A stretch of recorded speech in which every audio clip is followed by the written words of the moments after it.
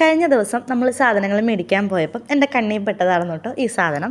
കണ്ണിൽ പെട്ടതല്ല, കണ്ണിൽ പെടുത്തിയതെന്ന് വേണമെങ്കിൽ പറയാം. കാരണം കുറച്ച് ദിവസമായിട്ട് ഞാൻ ഇങ്ങനത്തെ ഒരു സാധനം നോക്കി നടക്കുമായിരുന്നു. അപ്പം ഇങ്ങനെ തപ്പി ചെന്നപ്പം കിട്ടിയതായിരുന്നു കേട്ടോ.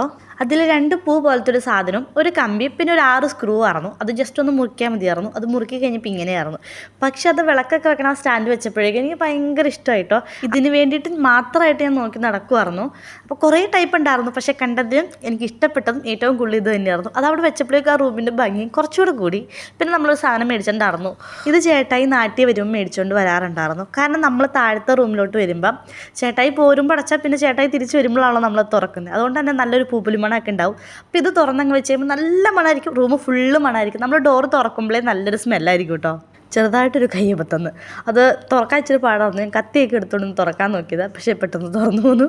പിന്നെ 4 ചന്ദനത്തിരിയുടെ കോല് പോലത്തെ സാധനം ഉണ്ടായിരുന്നു. അതും അതിൻ്റെ ഉള്ളിലോട്ടിട്ട് വെക്കുക. നല്ല സ്മെല്ലായിരിക്കും. അത് ഏകദേശം 1 മാസത്തോളം അതിന് സ്മെല്ലൊക്കെ നിൽക്കും കേട്ടോ.